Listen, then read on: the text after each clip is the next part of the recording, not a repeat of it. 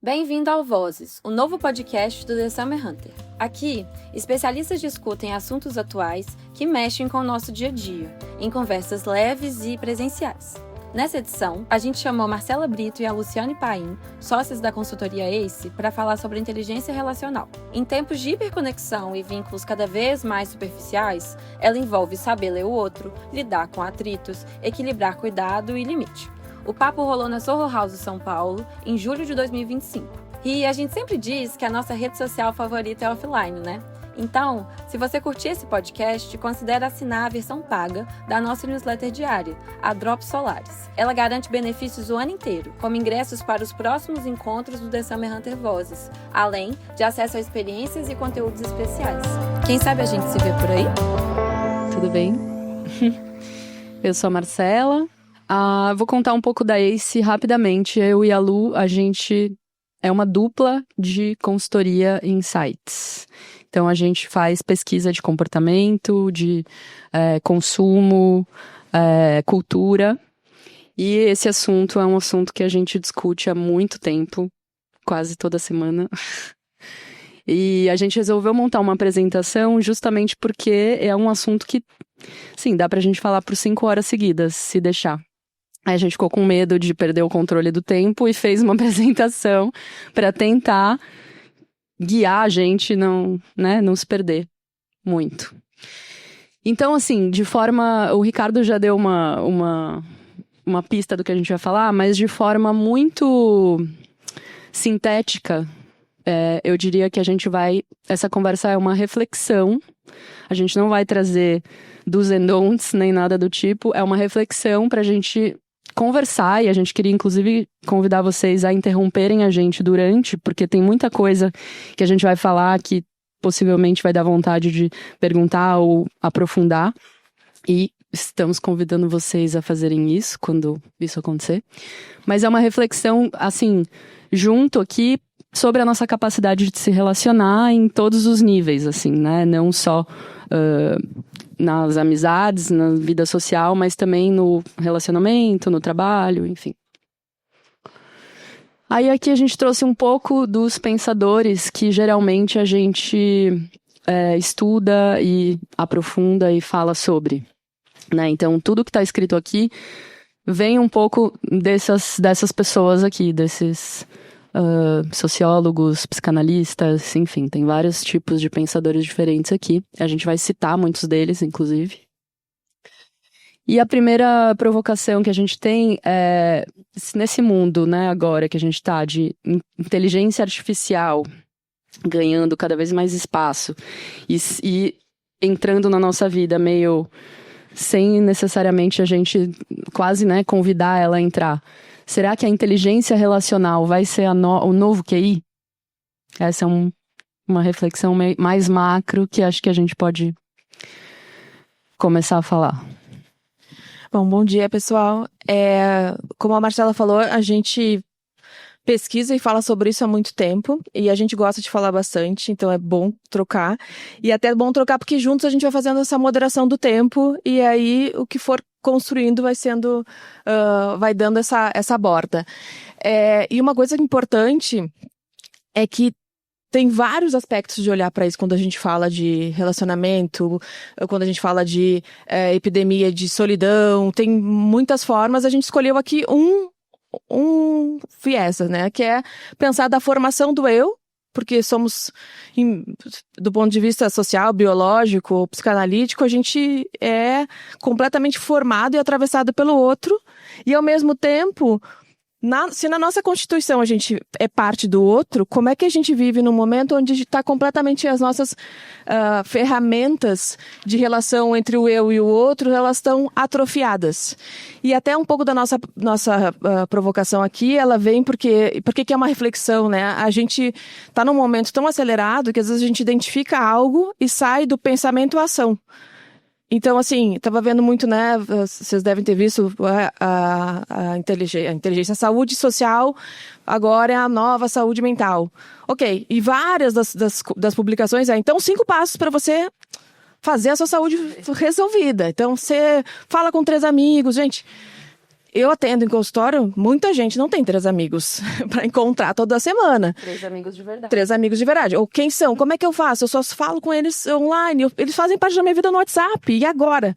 Então, da identificação para ação, precisa acontecer algo que é uma reflexão, porque a gente não tá, assim, tão nutrido e preparado para... Porque é isso, né? Saúde mental, identifiquei e resolvi. Não, médio, né? Então, muito da nossa construção passa por aí. E essa frase, que é uma frase de vários psicanalistas, mas o Lacan acho que trabalha isso muito bem quando ele fala da fase do espelho, enfim, que é a gente só existe a partir do olhar do outro. Na verdade, desde que nasce, né? É o ambiente, é o cuidador, a mãe ou quem quer que seja, que pega o bebê e diz: olha, eu estou te vendo.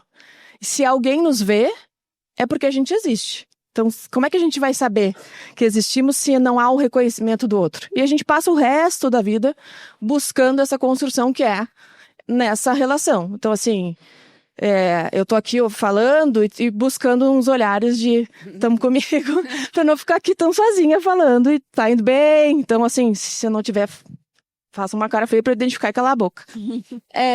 Então, Só que aí é muito interessante porque a gente se constrói tanto pela ausência, né? E a gente vê nos abandonos, a gente vê esse olhar da mãe, eu vou falar mãe só porque, mas não é, né? Dos primeiros cuidadores, ele é importante pro bebê porque ele diz assim: cara, você saiu do lugar mais gostoso do mundo, da barriga.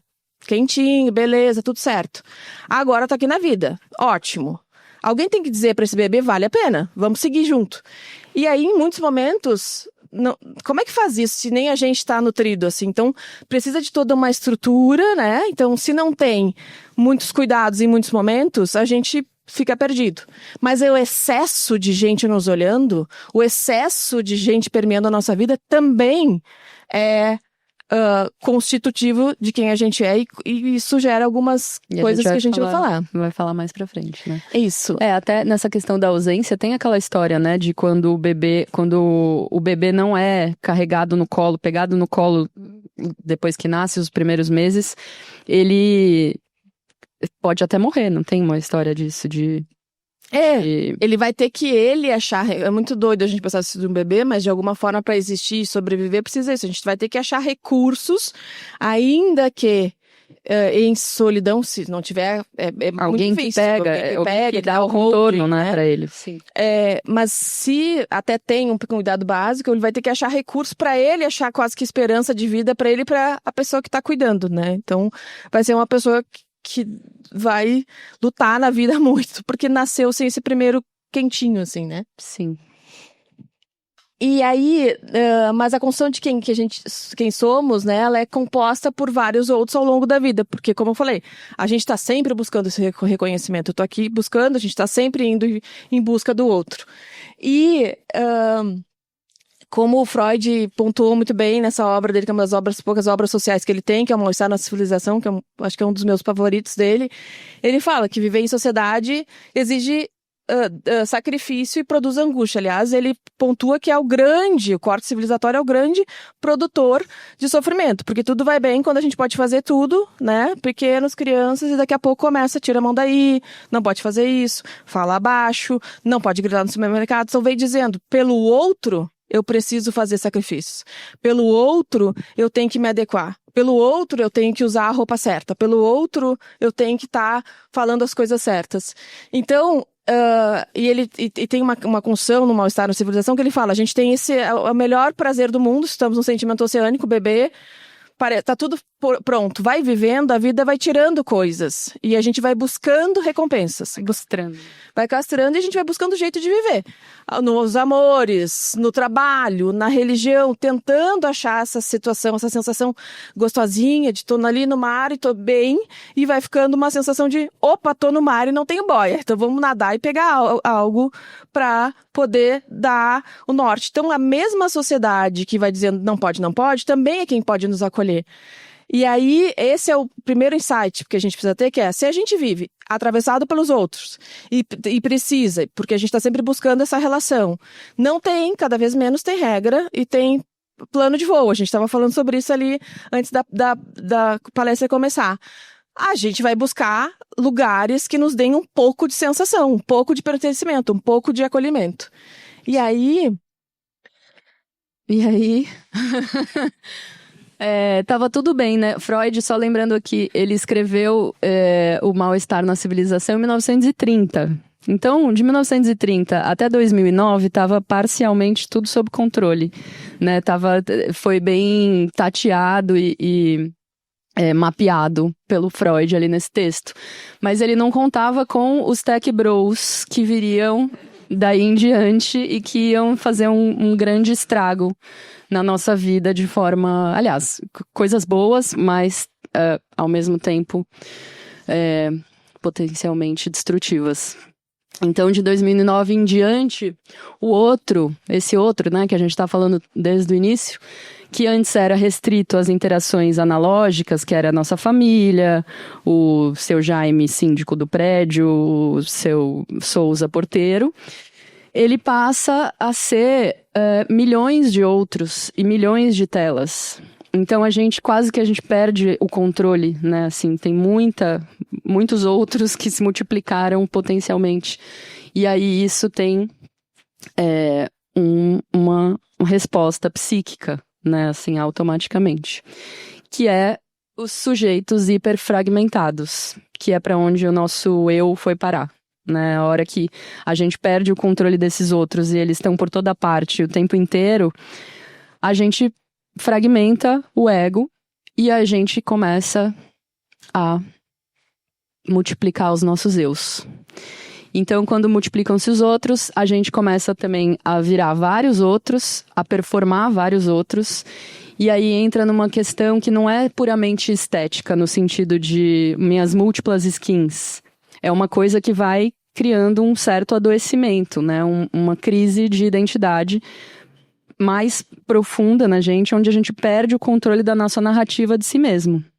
A gente não consegue mais dizer com muita facilidade quem a gente é, exatamente, porque cada hora a gente é uma coisa e muito rápido, né? A gente entra no Instagram, a gente é uma pessoa, a gente entra no LinkedIn, a gente performa outra, a gente entra no grupo da família outra, e aí tá em reunião, e aí cada cliente uma coisa, e aí, enfim. Aí vai entrando nesse adoecimento, essa avalanche de outras telas, outras pessoas, vai invadindo a gente de uma maneira que a gente entra num processo de adoecimento. E aí a gente, sem querer, começa a entrar em comparação, em julgamento, em exposição, competição, vigilância. Mesmo que inconscientemente, às vezes a gente fala, não, mas eu tô imune ao Instagram. Inconscientemente, não tá, sabe? Porque você tá vendo lá o outro, tá fazendo coisas que muito provavelmente é uma performance, e aquilo te afeta de algum jeito, porque você se compara, você tá lá vigiando o outro o tempo inteiro, enfim. E aí tem uma coisa interessante, porque mesmo que conscientemente, cada vez mais a gente fale sobre isso, né? Não se comparar, entender que o Instagram é performance, mas existir através do outro e olhar para o outro para se sentir existindo é um processo tão primitivo que a gente vai sempre fazer. A gente pode pensar que não está fazendo e se comparando, porque a gente, não, mas eu não me comparo mais. Mas fica uma coisa ali que é dizendo, cara, será que eu tô tão bem sucedida quando eu devia? Será que eu fiz certo quando eu larguei tudo, fui fazer outra coisa da vida e não tô lá quando eu vejo a pessoa que tá no meu cargo que eu abandonei e tá ganhando muito mais dinheiro do que eu. Então, é impossível isso não acontecer, porque não é consciente, tá na nossa estrutura. Sim. Aí tem até, eu esqueci o nome agora do pensador, a gente acabou não trazendo ele pra cá, mas ele tem uma teoria muito interessante sobre a coisa do rosto. Ele fala que o rosto, ele dá por mais que ele não seja, né, um rosto virtual, por mais que ele não seja um outro físico, pelo menos ele te dá um mínimo parâmetro de que tem uma outra pessoa ali. Por isso que, e aí quando não tem esse rosto, as pessoas entram no estado mais primitivo, que daí é aquelas brigas de hate no comentário, que não tem um rosto ali. Aí o povo vai à loucura, né, fala qualquer coisa, entra numa agressividade, uma coisa mais primitiva mesmo. E eu acho a melhor metáfora, vocês já viram aquele meme que tem um portão e tem um cachorro e outros cachorros, eles estão, né? E aí abre o portão, eles ficam se olhando, tipo assim, e agora? Né? Tamo aqui. Vamos ser, eu não sei todo forte assim. Que é isso, a gente, quando não tem um humano, ou tem um humano só que não virtualizado, e a gente vê, porque hoje se fala muitas coisas, né, o espectro autista, mas tem, não, isso, não ler, a capacidade de ler o outro, as expressões não cabem só nos espectros, a gente vem perdendo isso na formação. Então, quando a gente tem muitas adolescentes que estão se relacionando só com telas, é difícil, porque tem coisa que precisa estar perto do detalhe, né? Pegar essa sutileza de uma mínima levantadinha de sobrancelha que a pessoa gostou, né? Tá bom? Sim. Perde a sutileza do humano. As humanidades são sutis. E a gente, quando tá nas telas, a gente perde a sutil leitura do forma do de existir, né? Exatamente. Sim. Por isso que daí também vai adoecendo a empatia, né? Também você vai perdendo, porque fica muito as emoções. Hoje as emoções muitas são encapsuladas por emojis, né? Também tem isso, tem esse pequeno detalhe que atrapalha um pouco. E aí, claro, a gente traz aqui, não sei se vocês também já devem ter escutado falar do Shu Han, que é esse coreano que foi para a Alemanha, o grande pensador, e alguns livros são super bons. Aliás, ele é muito inteligente, tem um monte de livro que repete umas outras coisas do outro, então ler uns 3, 4 tá bom. Mas alguns são realmente muito bons, e como é fácil de ler, assim, e eu gosto muito desse que a gente fala bastante disso, porque ele fala na Agonia do Eros, que ele diz exatamente o seguinte, a gente vê um desaparecimento do desejo erótico na sociedade contemporânea. E quando a gente fala de desejo erótico, sim, a gente está falando, e tem 1000 estudos de tendências de vários grupos que falam, a geração Z não transa mais, a gente se encontra menos, a gente se relaciona menos.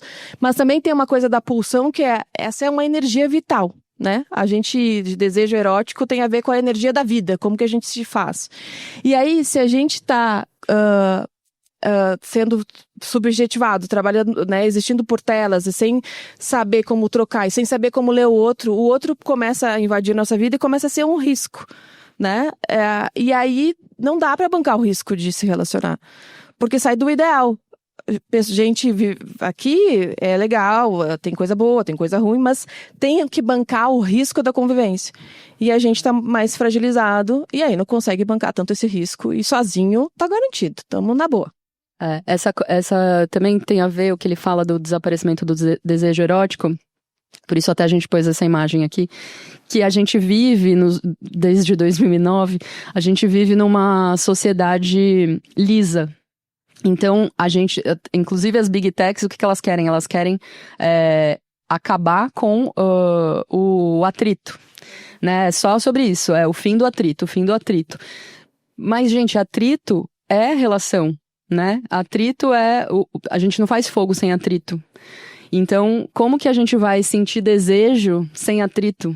E aí só que ao mesmo tempo acontece uma certa lobotomia, assim, é um jeito de uma nova lobotomia, porque não sei quem sabe, mas antigamente lobotomia era uma cirurgia que faziam nas mulheres, principalmente, para resolver a histeria. Então eles cortavam um fio, né, uma coisa dos olhos.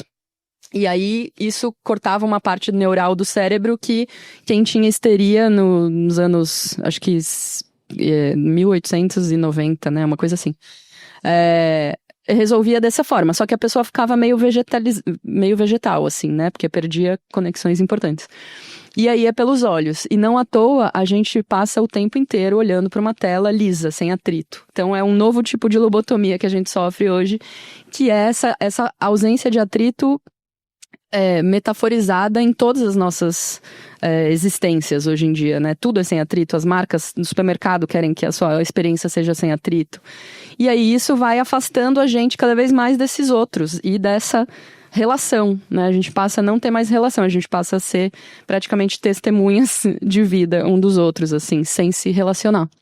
E embotado nas emoções, como a gente estava falando, mas moderado o tempo todo. Claro que não dá pra gente sair falando tudo que pensa, ok, o Freud já disse isso, mas vai ficando uma eterna performance rasa, assim, de relacionamento. E aí ok, trocas, mas começa a aprofundar, emerge o que não é tão bonito, que é mais... E aí assusta. E aí... acho que esse é teu, né? Não. Tá. Não, aqui ele tá falando, é um pouco do que a gente já tava falando, que ele ressalta, essa frase dele, né? Estamos consumindo imagens e relações que apenas confirmam o nosso próprio eu. Então, no fim das contas, a gente tá se afastando tanto do outro e a gente tá só consumindo e convivendo e lidando com pessoas iguais a gente. E isso é mais um jeito de acabar a fricção, né? Quanto mais a gente tá entre iguais, menos conflito a gente vai ter. E aí vão gerando bolhas cada vez mais sólidas.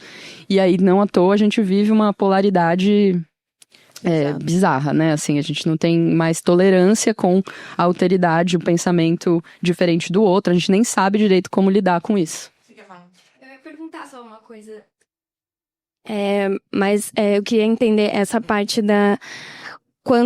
Será que nesses momentos, justamente pela falta dessa relação e, né, ali trazendo como todos iguais, mas será que as pessoas realmente sabem da sua potência como um todo, como um eu sozinho? Porque eu acho que muitas...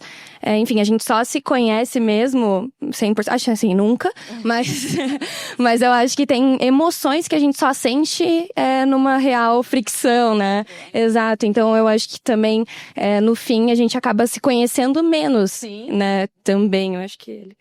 Com certeza.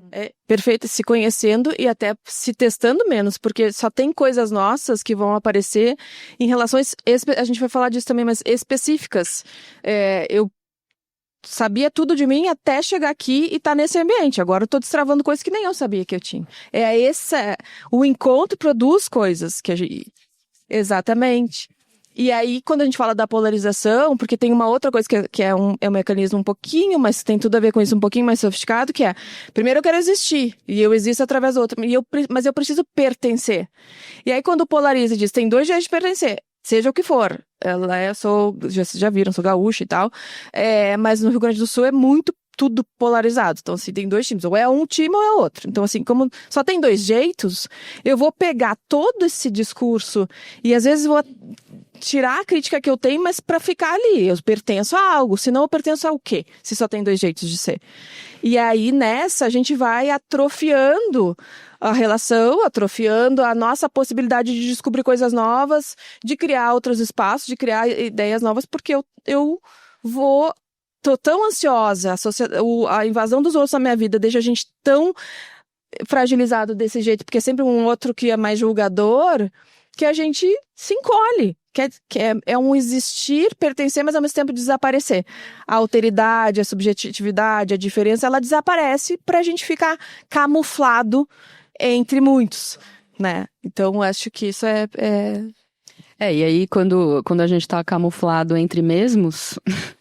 A gente existe menos ainda, né, assim. E aí, bom, aqui é só isso que a gente acabou de falar, que então os outros viram os mesmos no fim das contas, né. Quer falar, Pri? Não, eu queria perguntar, acho que sobre também essa quantidade de outros que a gente precisa hoje. Vocês começaram falando sobre essa relação com os pais, o nascimento e tal.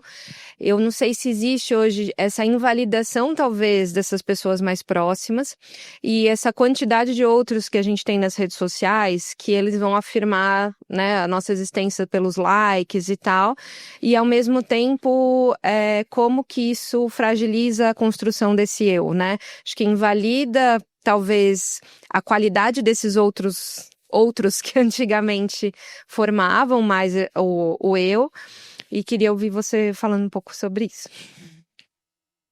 Legal. Eu acho que tem uma coisa muito interessante também que muito, né? Porque a gente vai ficando sem base. Mas se a gente olha para as gerações mais novas, eu sou meio avessa a ficar nomeando, mas como nomeia, todo mundo sabe de quem que a gente tá falando, né? Que agora acho que tá misturando, mas os alfas, eles têm resgatado um pouco mais os pais. E até a mesma geração estão buscando as primeiras referências. Só que a gente sabe, relações são falhas sempre, né? Então, se a gente já nasce, por isso que tem esse debate tipo de proibir redes sociais antes dos 16 anos, não ter celular na escola, ele é tão fundamental, porque eu nem existo ainda, E eu já estou sendo julgado como sujeito muito cedo por muitos outros e tentando entender tá, e agora? Qual é o jeito? Qual é a melhor forma? Muda de um brinquedo pro outro, a capacidade de atenção é reduzida, não tem imaginação. Então, tem essa coisa, como adulto a gente tem a fragmentação, mas às vezes, e até porque tem coisas que são da nossa fragilidade que a gente nem sabe, que a gente carrega na vida, e todo mundo, né? Humanos criados por humanos sempre vão ter essas questões. E aí a gente joga essa vulnerabilidade toda num campo que é de muitos outros que parecem amigáveis, mas não são. Então a gente tem um risco de estar sempre adoecendo mesmo e se fragmentando e perde a base. Que é bem isso. Quando dissocia, perde a base. Inclusive as bases fortes, que são as primitivas, as relações de amizade. Por isso que é tão importante falar que saúde social é a nova saúde mental, porque quando a gente volta para os laços fortes e confiáveis, está a capacidade de restauração. E quando a gente está só no efêmero, a gente está fragmentando, né? Ficando em pedaços e tentando agradar todo mundo e esquece quem a gente é. Porque acho que quando é jovem, né, os jovens que estão já na internet desde muito cedo, fica tão frágil a construção do eu que não tem nem para onde voltar depois, né? A gente tem, pelo menos a gente, eu acho que a maior parte daqui cresceu ainda sem os tech bros, né? Então eu acho que a gente ainda tem para onde voltar, a gente sabe, né, o que é o ego mais... E aí tem a coisa bom, a gente vai falar que é a constante busca de relações que não tem fricção, e aí quando a gente na clínica discute no consultório sobre adolescente, por exemplo, muitos dizem, eu prefiro ficar com o meu bot. Aí que você fez quando brigou com a sua mãe? Eu fiquei conversando com o meu bot, o Character AI lá, e eu passo a noite transando com o bot, ou eu vivo com o bot, meu melhor amigo é o bot. E isso é hoje, já tá acontecendo, não é uma coisa que vai, porque é uma relação substitutiva que não dói. Não, e ele tá lá pra te agradar, né? Não sei se vocês sabem, mas tem é um aplicativo, né? Ou é um site, Character AI, que os adolescentes estão criando bots para se relacionar amorosamente, socialmente, e aí lá você consegue criar exatamente, as pessoas colocam pessoas conhecidas, né, fazem bots conhecidos, desenhos de anime. Isso, pega os personagens que gostam, assim. E aí eles se namoram com personagens da TV, assim, é muito bizarro. A pandemia também nos jogou muito, já tinha, mas a gente ficou 24 horas em telas e excesso. E performance, então não basta ser bom. Tem essa frase, né, dos coaches e tal, desculpa quem acha que ela é boa, mas eu acho um assustador, que é trabalho enquanto os outros dormem. Gente, pelo amor de Deus, eu quero dormir. É doente, porque assim faça mais. Ou melhor, tem uma aperfeiçoada, que é trabalhe enquanto os outros dormem e viva o que eles sonham. Gente, que horror! Porque primeiro nem sonhar mais a gente sonha, porque tá todo mundo tão acelerado, tomando tanto remédio, que sei eu se sonha, né? Mas é confortável, o pijama ele é uma ótima coisa, porque isso fiquei pensando, nossa, minha unha não tá feita. Mas ele é o conforto, porque a gente perde não só o atrito, mas a gente também se livra um pouco dos excessos e de ter que comprovar, de ter que saber tudo, daí eu tenho que mostrar que eu sei, a gente vai falar também um pouco, mas assim, faz um monólogo, fala, a história dura 3 horas, eu não tenho mais o filtro social, eu não leio o outro, mas eu estou confortável. Não dá pra dizer que não tá. Conforto não é atrito, bom, né? É saudável? Não. Mas que é confortável, é. Tem um pensador que chama René Girard, que ele fala muito sobre desejo mimético. E o desejo como, né, mediado por um outro. E essa coisa das redes sociais, eu acho que traz muito uma amplificação desse desejo mimético, porque você tem vários mediadores, né, que vai mediar o que eu desejo, na verdade, é mediado pelo outro. Então, se o desejo é baseado em imitação, eu vou desejar o que o outro deseja. E aí você vai achatando, e aí acho que as redes sociais foram achatando mais ainda o desejo, porque eu só consigo desejar, eu não faço uma autorreflexão sobre o que eu desejo, eu só consigo desejar aquilo que o outro me diz que é desejável. Eu acho que isso ajuda, a achatar muito, assim, as coisas e deixar tudo muito simplificado, assim, né? A gente não faz mais parar pra, pensar, assim, o que eu desejo, o que eu realmente quero. Até porque no excesso não tem falta, né? E aí não tem desejo sem falta. Então a gente tá, assim, se enchendo de tudo, de conteúdo, de consumo, consumir conteúdo. A gente tava falando ali antes, né? A gente, até quando a gente vai dormir, hoje em dia, principalmente quem trabalha com consultoria, você não para de consumir conteúdo, de pensar, então você vai, ao invés de você deitar na cama para ver uma série, você vai assistir um café filosófico, vai ficar lá pirando, pensando. Quando você vê, você tá sonhando que você tá dando uma palestra. Tipo, eu fui salva pelo Vale Tudo. Tô viciada. Todos nós. Senão eu tava só no café filosófico ali, graças a Deus, Odete Roitman. Eu problema bear. Nossa. Salva, ela dá uma ansiedade. Mas, eu acho que aqui também fala um pouco disso, que é essa comunicação que é muito de excesso e acelerada, não dá tempo, né, da gente conhecer o outro e de entender o que tá provocando. O que é isso? Por que eu tô com raiva? O que tá acontecendo? Que desconforto é esse? Tá, é o outro, tchau, vou embora, né? Então, essa coisa superficial também tem a ver com as relações, tem a ver com o desejo, tem a ver com eu quero um monte de coisa, mas não quero nada. Eu tenho tudo, mas nada me serve. É porque tem além, né, disso que a gente já falou até agora, tem uma outra questão das redes sociais, do celular, etc., desse outro, que é a velocidade, né, das coisas. Então, a gente, além de tudo isso, a gente ainda vive hoje numa velocidade que é impossível, praticamente, se você não faz um esforço contrário, se você não resiste a essa velocidade, você não consegue aprofundar as relações. Porque a gente não escuta mais o outro, a gente tá sempre respondendo. É uma reação, né? Seu amigo, você tá lá no meio do dia, fazendo 1000 coisas, fazendo e acontecendo lá, maluca, de forma maluca, entra e sai do Instagram a cada 5 minutos, e vai, faz reunião e não sei o quê, e aí algum amigo puxa um assunto, você não dá a atenção que você deveria dar, né, aquilo. Aí, quando a gente para 1 minuto pra pensar, fala, não vou responder agora. Vou deixar o famoso aqui, não lido, pra ler depois. Aí você esquece, aí o amigo só vai receber a resposta daqui a 10 dias, porque daí você tentou estar presente, não conseguiu, vai ser presente lá no outro dia. Então tem uma coisa que a tecnologia também está atrapalhando, que é o tempo das coisas, né? A gente não consegue parar para pensar, a gente não consegue parar para escutar o outro. E aí era o que a Lu falou uma hora. Que é isso, que todo mundo fala, mas poucos escutam, e o mais doido é que a gente às vezes não tá nem interessado se o outro tá escutando, né? A gente quer falar. E aí, assim, chega na internet, é isso, todo mundo tá falando 1000 teorias. Exatamente.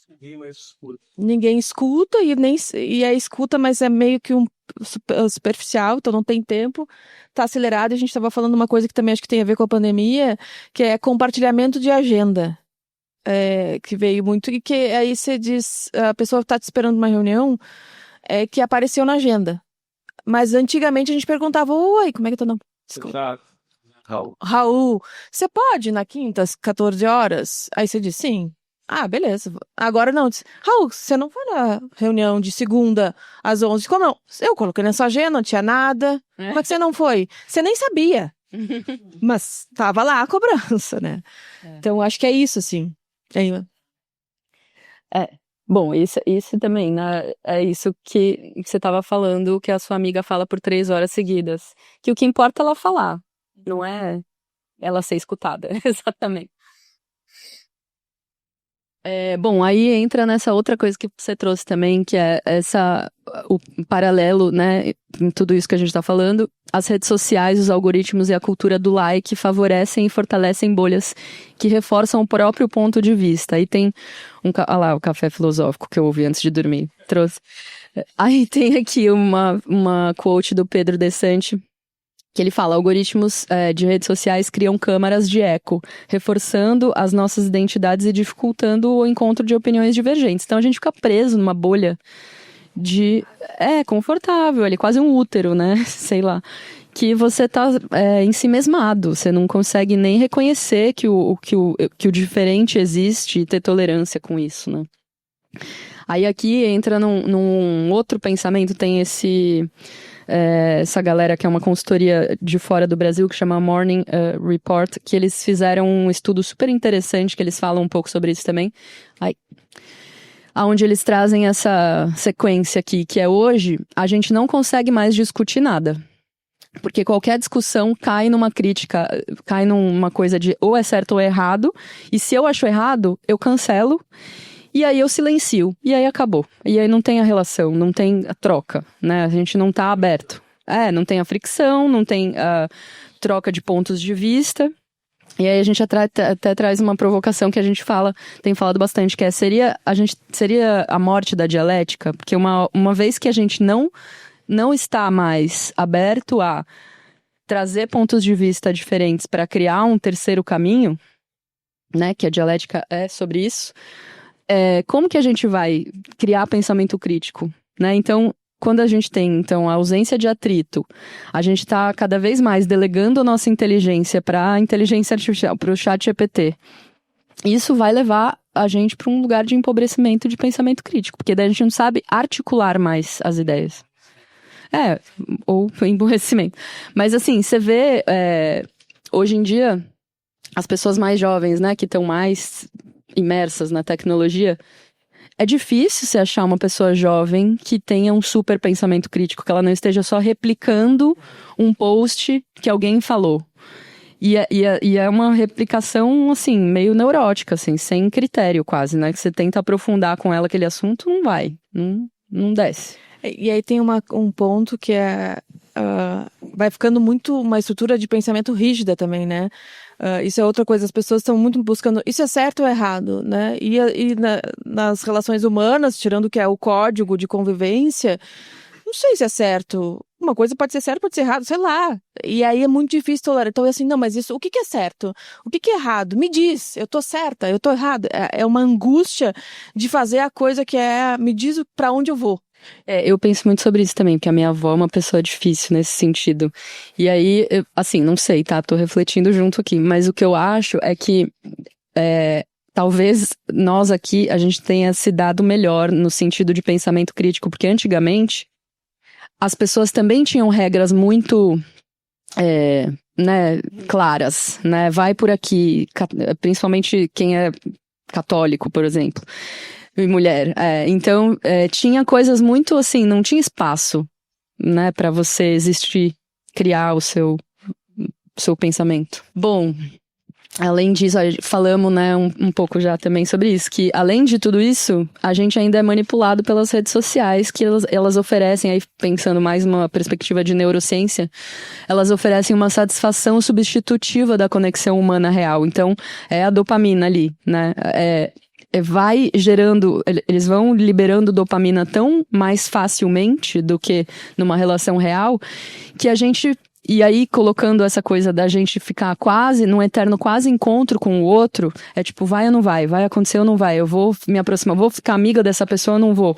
Aí uma pessoa famosa, sei lá, me sinto mais próximo dessa pessoa famosa, ou desse influenciador, fica num eterno quase encontro, que fica quase num vício, né, assim, e ao mesmo tempo te liberando dopamina, muito mais fácil e rápido e sem risco do que se a gente desligar a tela e for fazer uma amizade ali no café da esquina, correndo o risco de ser rejeitado, por exemplo.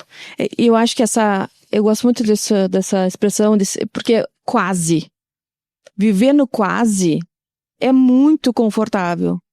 Porque, assim, amor platônico, né? Nossa, ele podia, na fantasia, pode tanta coisa, como é bom, vai se a gente se encontrasse. E aí vai e não rola. Ou quase foi uma viagem, não sei o que, né? Adoeci, que às vezes o corpo também muito alinhado com os desejos secretos, ele adoece, porque na real a gente quer o plano da viagem, mas a viagem em si tem custos, né? Então, cabe tudo no quase.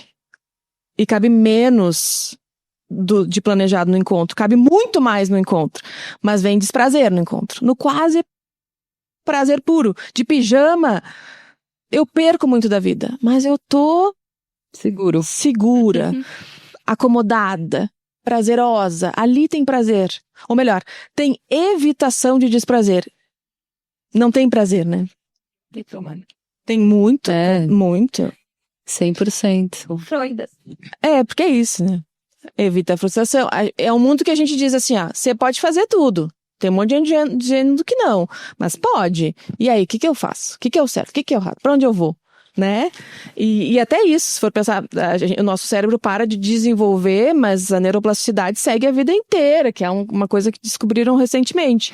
E a gente se acomoda dizendo, tá, agora já foi, não vou mais, né? Tá tão quentinho aqui, né? Vou ficar. Bom, aí tem a Susan Sontag, que eu sou bem fã, que ela também, já nos anos 70, ela já estava prevendo essa estetização da experiência do viver, né? Então, e ela estava certa, né? A gente vive essa grande... O Instagram foi o grande canal onde isso se tornou real. E não só a estetização da vida, mas a dataficação da intimidade humana, os afetos mensurados por likes, os vínculos reduzidos à métrica de engajamento e o mais preocupante de tudo, que é a nossa subjetividade sendo transformada em produto. E aí, né, acho que todo mundo já ouviu falar que quando a gente tá lá viciado na tela das redes sociais, a gente é produto do Tech Bro lá, que tá... do Marcos. Do Marquinho. Ai, pera, o que eu ia falar? Esqueci. E aí tem, né, tá um pouco pessimista, né, gente, essa talk, nossa, desculpa. Vai melhorar. Mas é que a ideia é a gente refletir sobre, né, o que tá acontecendo pra ficar esperto e não cair aqui nessa lápide.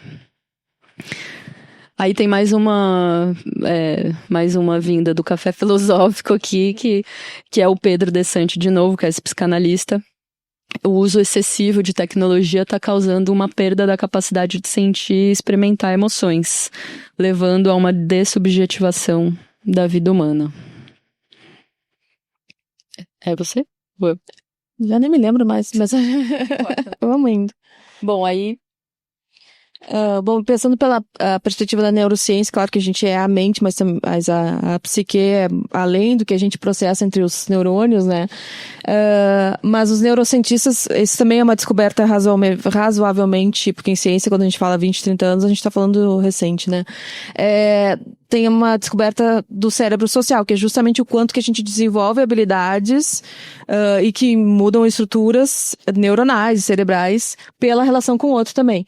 E tem essa grande coisa que a gente fala bastante de empatia, que são esses neurônios espelhos, que é isso, a gente vai aprendendo também por imitação e vai sentindo um pouco o que o outro sente, só que também é uma capacidade que fica atrofiada porque é no outro com o outro, né? A gente vai aprendendo a se relacionar e se sintonizar, assim, né, com o que tá acontecendo, que é tipo, sentir que alguma coisa não tá bem é porque nossos neurônios estão sintonizados e consigo sentir o que tá aqui, é um pouco a chave neurocientífica para empatia, assim. E aí, quando a gente fala a hiperconexão bagunça, inclusive isso, até a empatia, ela vira uma coisa meio forjada, porque se a gente tá falando, eu quero falar, eu tô mais olhando pra mim do que pro outro, porque eu tô muito preocupada com o outro, mas aí eu fico olhando pra mim e quero performar, a gente vê um lugar, assim, que às vezes as pessoas falam de empatia, não de uma empatia real, que é, nossa, eu tô preocupada com você, eu enxergo você, eu quero fazer, mas assim, nossa, como esses dias eu tava dando um treinamento numa empresa e aí todo mundo falando empatia, o que é empatia? É isso, saber o outro, que daqui a pouco ele tem uma coisa diferente do outro, ele vive uma história diferente, eu tenho que acolher. Daí eu falei, você perguntou pro outro? Que é a primeira coisa, sabe? Básico, primeira coisa de empatia é lembrar que o outro é o outro, eu sou eu. E que talvez eles tenham diferença, talvez ele não tenha, talvez mais respeito, assim. Então, quando eu fico querendo acolher, simpática, empática, eu tô falando de mim, não é do outro. E aí é isso, falha o neurônio espelho, porque ele fica espelhando a si mesmo, né? É isso aí. Não, eu fiquei sabendo que a gente só tem 10 minutos agora, então vamos... ainda bem que a gente fez a apresentação, gente, senão nem... Bom, aqui, o Hélio até falou aqui, né, da dopamina. Então, além, né, da questão, a hiperconexão, ela é quebrada, a hiperconexão digital, ela atrapalha os nossos neurônios espelho, né, e a nossa empatia, ligação com o outro, por causa, né, principalmente disso aqui, da famosa dopamina, que é esse neurotransmissor que a gente, com as telas, a gente consegue liberar ele muito mais fácil, muito mais rápido, sem nenhum tipo de risco. E aí, no fim, a gente fica sequestrado pelas coisas que estão acontecendo na nossa tela e a gente fica dependente, porque dopamina é uma coisa química do cérebro, né? Então a gente entra numa dependência química, literalmente. E aí isso compete com os nossos vícios, vínculos reais e analógicos. E aí, como se isso não bastasse, essa hiperconexão digital, ela também interfere na nossa neuroplasticidade, que é aquilo que a Lu acabou de falar. Que antes a gente tinha essa modelação, né, do cérebro a partir das experiências humanas reais, agora a nossa neuroplasticidade está sendo controlada pelos algoritmos. Ou seja, pela bolha. Então a gente não tá mais, a gente tá cada vez mais preso dentro dos mesmos e tá desconsiderando cada vez mais os diferentes. E isso vai gerando, né, um isolamento social, de alguma forma. A gente delegou ele. Sim, é porque essa é a intenção dessa, né, da gente trazer essas reflexões pra gente aqui conseguir fazer alguma coisa, resistir em relação a isso, né? Stack Bros seria o Stack Bros se a gente tivesse Deixado eles virarem, exatamente. aceitou. Aí isso aqui eu acho puro suco de baixo astral, né? Que é a jovem querendo que todo mundo saia da internet pra ela ficar sozinha. E esse aqui também, pra mim, bateu pesado. Que é eu culpabilizando, sei lá, alguma coisa pra minha criatividade não tá funcionando, mas na verdade é culpa dos algoritmos. E aí, não sei quem tá sabendo dessa, mas o Marquito, ele tá com essa nova empreitada agora, que é criar os Meta Friends, porque na cabeça dele ele acha que as pessoas estão com muito poucos amigos, por culpa dele mesmo, né, que ele não fez essa autoconsciência, mas ele acha que as pessoas só têm 3 amigos e 3 amigos é muito pouco. Então ele vai criar os novos Meta Friends, que são inteligências artificiais, bots de inteligência artificial nas redes sociais dele, e as pessoas não vão saber se são pessoas mesmo ou se são bots. Esse é o novo objetivo dele. Então, mais uma vez transformando a gente em produto. Bom, então, até aqui a gente trouxe uma reflexão, mas o sintoma máximo que a gente vê dessa atrofia é a erosão da presença. O que a gente não sustenta, às vezes não é nem só o outro, mas é a presença real, né? Acho que alguém quer falar. E aí, pensando nisso, né, a gente não tem, a gente quer falar, a gente não consegue enxergar o outro, tem essa atrofia, né? Parece que estamos, mas não estamos. Acho que a gente pode passar mais rápido, será que não? Agora fiquei preocupada com o tempo.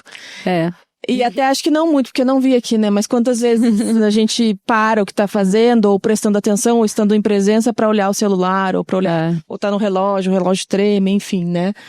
E aí, portanto, chega esse ponto que a gente traz, que é a importância de pensar e refletir sobre vários aspectos, esses foram alguns aqui, da inteligência relacional. Então, não é só ampliar o número de contatos ou ter pessoas, é como é que a gente nutre sem sofrimento, porque a gente delegou e deixou os big techs lá, os tech bros, eles pegaram numa falha e numa carência psíquica que é humana.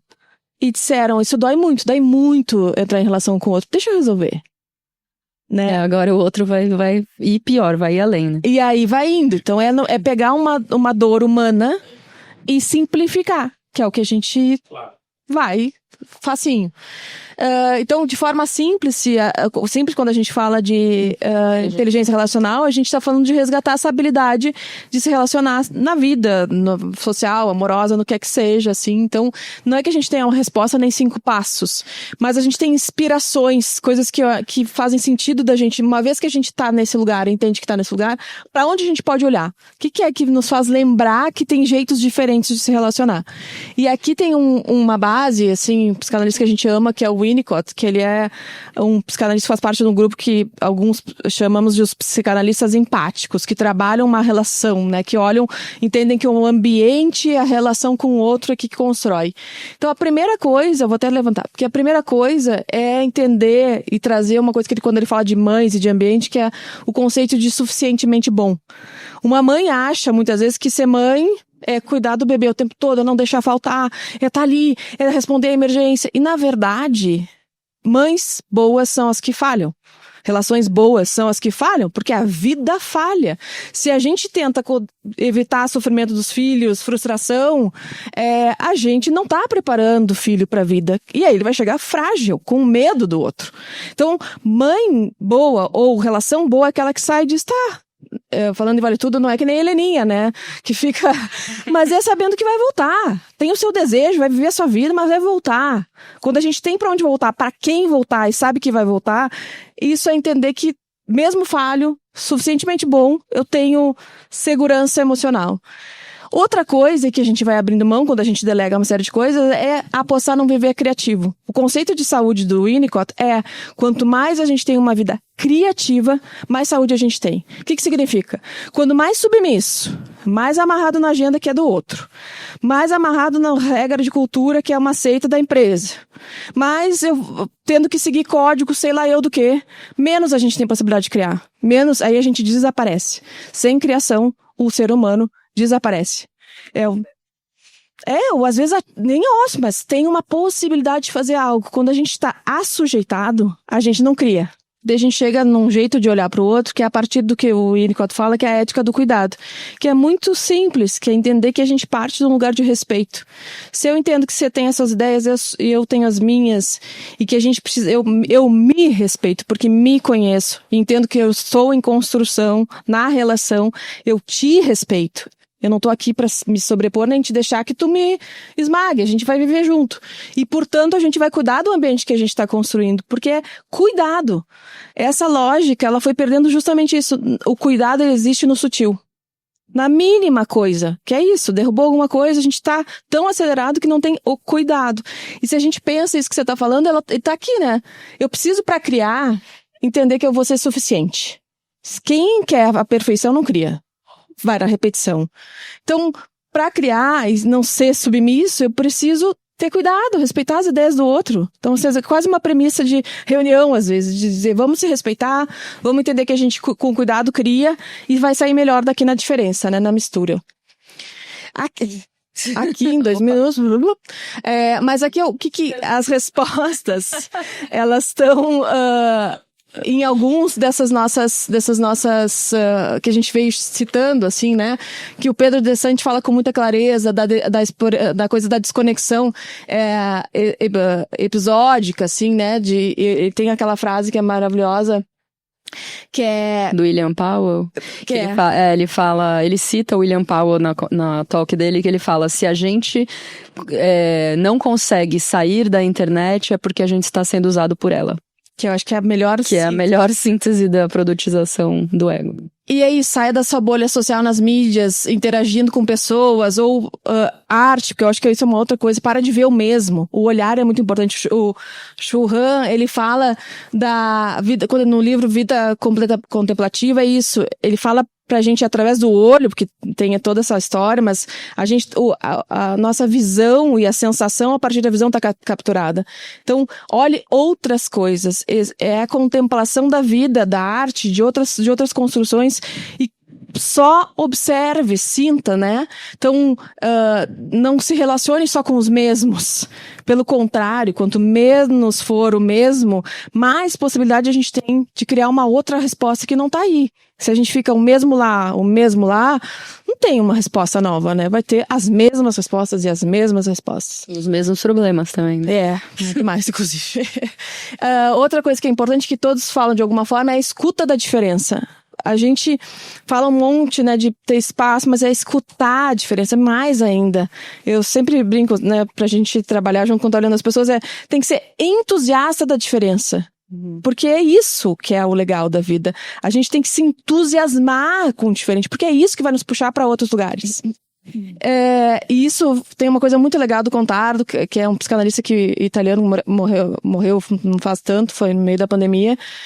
E ele fala sobre, porque perguntam muito para ele qual o sentido da vida, ou essa coisa do propósito, porque a gente vai ficando refém dessas coisas que vão inventando, então tem que ter o propósito. Cara, ele fala, a gente tem que viver uma vida interessante é boa, ruim, é cansativa, é descanso, é tudo que a gente vive. Porque o sentido da vida não é ter propósito. A gente inventa propósitos. Ótimo, criar propósito faz parte. Mas o sentido da vida é viver, né? Estamos aqui para isso.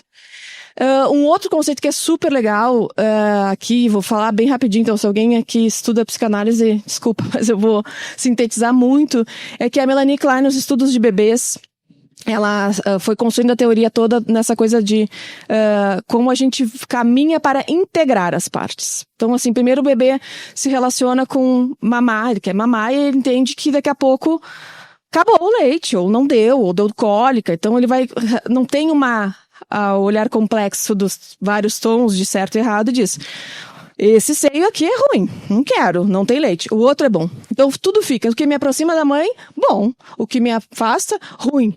E aí fica um lugar de entender, então tudo que vem dos pais, que maravilhoso, depois na adolescência vai dizer, que horror, graças a Deus, porque tem que ir, as coisas são boas e ruins, e a gente vai amadurecendo e sendo capaz de viver uma vida mais interessante e criativa, quando a gente integra e diz, nem tudo é bom, nem tudo é ruim.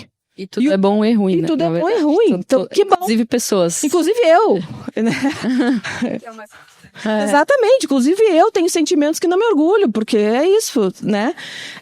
E isso não se trata de jogar, porque isso é outra coisa também, né? Nas redes, a moda é falar da vulnerabilidade. Aí joga tudo, vive uma sociedade transparente, joga todas as vulnerabilidades. Não é. É fazer a modulação disso, a moderação a partir de mim e na relação com o outro. Então, se eu digo que eu também não sou tão boa nem tão ruim assim, que bom, alivia o outro, ele pode ser nem tão bom nem tão ruim assim. Que ótimo, aí seremos humanos.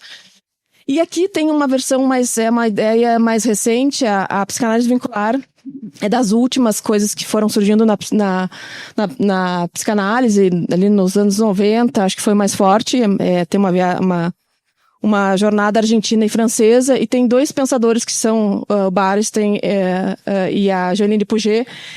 E eles têm um conceito muito legal, que eu vejo muito quando a gente está falando de família, de casal, que é o conceito de ageno.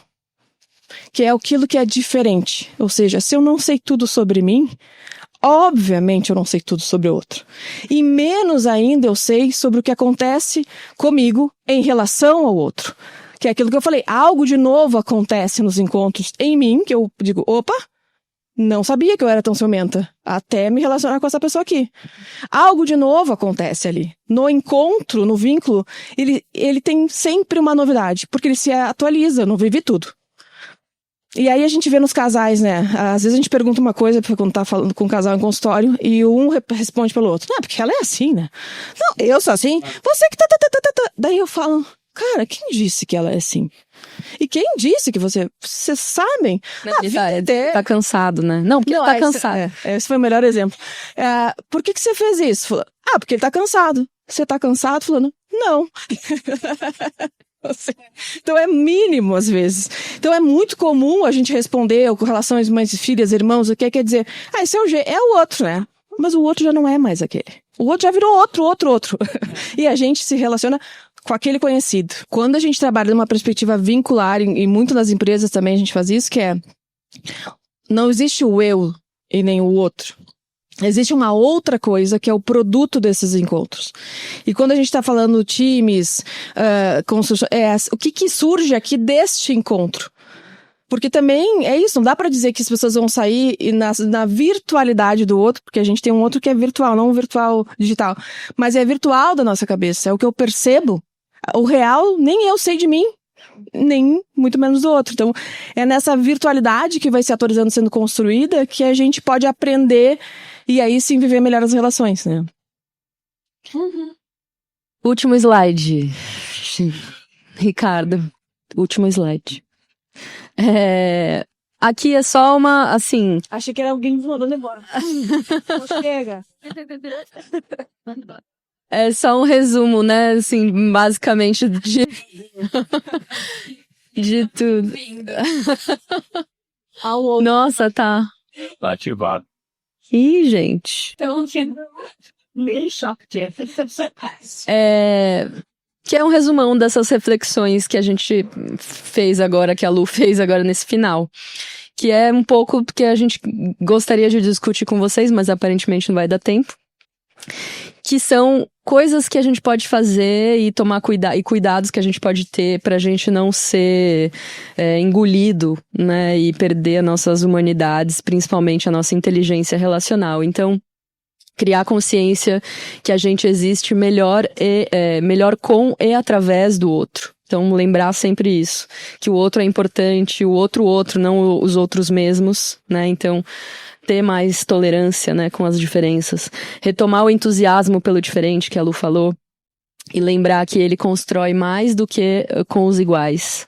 Resgatar a escuta aberta, humana e implicada. E aí aqui a gente, não só uma escutativa e falar, tô te escutando, fala aí, né? Assim, é se implicar na escuta do que o outro tá falando e tentar, de fato, ouvir o que ele tá querendo dizer, pegar as entrelinhas, ver as outras comunicações, né, que o corpo vai dizendo enquanto a pessoa fala. E também não ser uma escuta reativa, né? Que é aquela história que a gente falou, que o outro te fala e você responde, vira um ping-pong que ninguém tá ali presente, tá só hablando.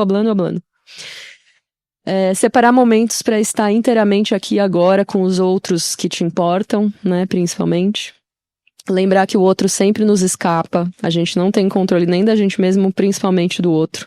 Então, desenvolver tolerância à incerteza, e aqui tem a ver com aquele risco que a gente falou, né, da relação humana real e não a virtual, que a virtual é mais controlável e menos risco, mas é na real, na analógica que a coisa acontece de fato.